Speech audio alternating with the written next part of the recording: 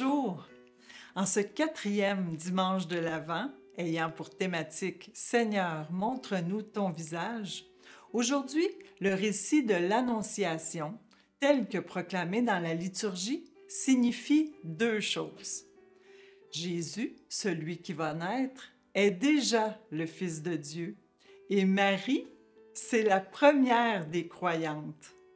Justement, notre témoignage d'aujourd'hui, c'est une femme croyante qui œuvre auprès des Premières Nations. Madame Michèle Dufresne accompagne les croyants de la communauté Atikamekw de Wemotaci. En ce dimanche qui précède la fête de Noël, prenons quelques instants de calme pour écouter la proclamation de l'Évangile faite par M. Lebel, la prière lue par l'abbé Lapointe et le chant de l'Avent. Bon dernier préparatif et bon dimanche!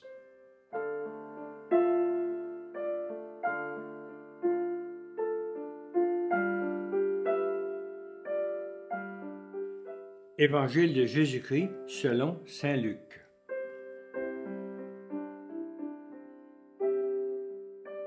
Le 6e mois, l'ange Gabriel fut envoyé par Dieu dans une ville de Galilée appelée Nazareth, à une jeune fille vierge accordée en mariage à un homme de la maison de David appelé Joseph.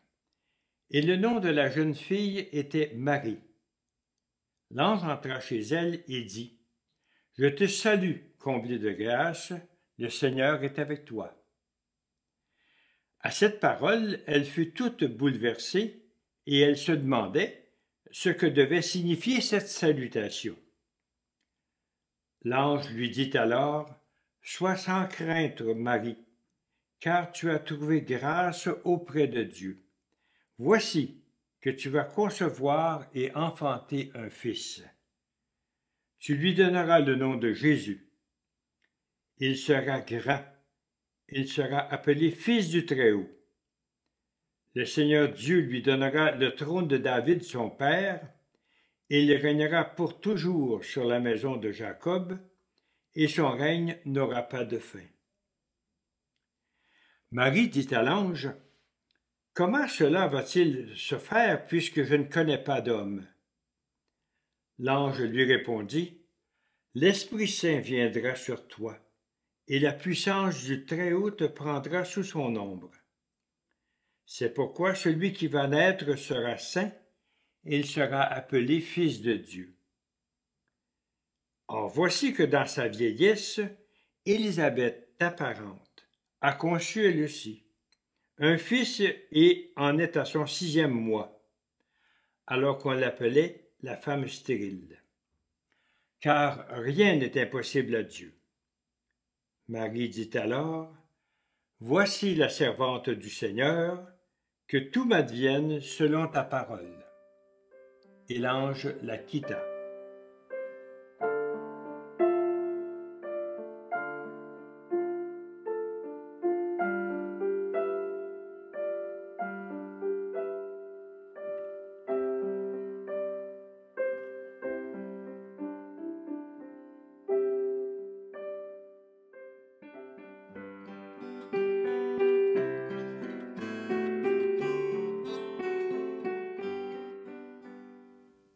Bonjour, je m'appelle Michèle. Aujourd'hui, c'est l'évangile de l'Annonciation. Marie est bouleversée par la demande de l'ange Gabriel. Mais l'ange Gabriel a su la rassurer. Alors le oui de Marie, c'est aussi un peu mon oui que j'ai donné quand mon mari a été ordonné diacre. Mais c'est aussi un oui dans mes engagements personnels. Se laisser déranger, se laisser interpeller. Viens, Seigneur, montre-moi ton visage. Est-ce que dans mes engagements, je suis capable de reconnaître le visage souffrant du Christ dans les personnes que je rencontre? Suis-je prête à me laisser déranger? Oui, parfois, même souvent. Je peux être en face de gens vulnérables, de gens démunis. Que ce soit dans mes engagements, dans mon bénévolat. Quand je me présente à la distribution alimentaire, pour moi, ce n'est pas que d'aider les gens. Ce n'est pas que de les nourrir, mais c'est aussi de les accompagner. Je leur offre mon temps, ma présence, mais je leur offre aussi mon sourire, ma compassion. Je les accueille sans jugement. Vous savez, c'est pas toujours facile pour eux autres de demander de l'aide. Mais on avance lentement, sans précipitation. Oui, ça commence souvent par un timide bonjour. Un deuxième, un troisième, avant que le contact se fasse. Aider les personnes à reprendre confiance, à retrouver leur dignité. Voilà un des appels que j'ai reçus. C'est aussi un peu l'appel de l'ange Gabriel, l'appel à la fécondité. C'est aussi, ce qui m'aide beaucoup, c'est aussi de penser, d'accepter d'être aussi le visage du Christ pour ces personnes, en sachant bien souvent que ces personnes ne reconnaîtront pas le visage du Christ. Pour eux autres, il y en a qui m'ont déjà dit, c'est une bonne madame. Partout, on rencontre des gens qui ont besoin. Un autre endroit où j'aime bien aller, c'est à Wemontashi avec mon mari. C'est un milieu autochtone. Quand on rencontre les gens, on prend le temps de marcher ensemble, de s'accueillir, de s'apprivoiser, de discuter. Voilà une mission pour moi importante. Là aussi, il y a des problèmes sociaux importants. Quand ils viennent nous voir à l'église ou ailleurs, on prend le temps. On prend le temps de s'asseoir.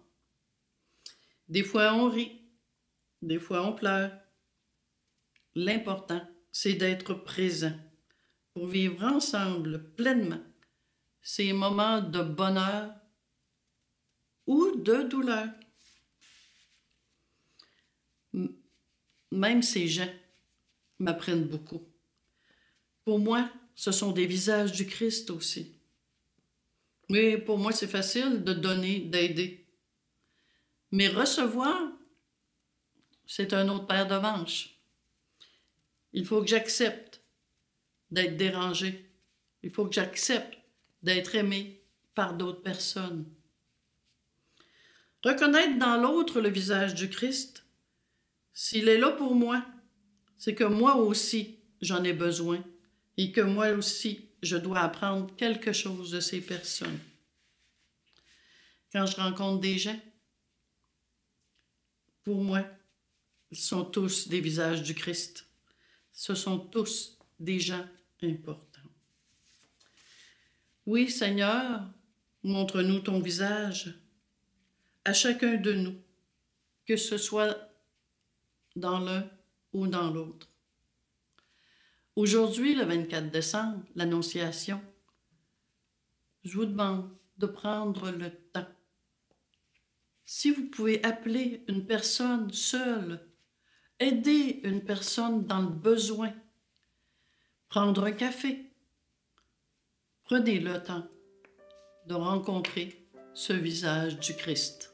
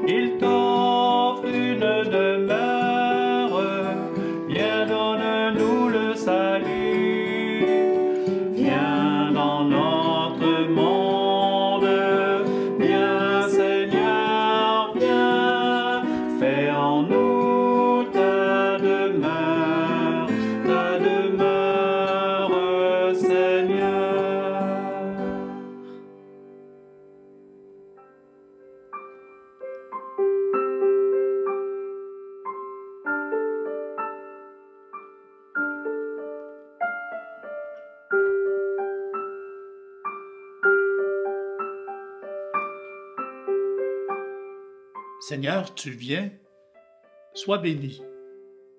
J'ai grand besoin de m'ouvrir à la toute-puissance de ton amour. Donne-moi de voir dans ma vie familiale, professionnelle et communautaire notre besoin de salut. Toi seul peux saisir mon cœur et libérer ma vie. Toi seul peux donner le jour à toutes mes nuits. Tu m'offres ta joie, Seigneur. Rends mon cœur disponible pour la recevoir. Donne-moi de ressembler à Jean-Baptiste, qui par l'humilité, la simplicité et l'authenticité de son existence a préparé ta venue. Sois béni, Seigneur, pour toutes les personnes qui manifestent ta présence, en luttant pour un monde plus juste et plus fraternel. Oui, à toi mon action de grâce, Seigneur. La souffrance et la mort n'auront pas le dernier mot. Ta résurrection me mène aux sources de la vie et je veux en témoigner. Je t'en prie, fais de moi un témoin joyeux de ton amour.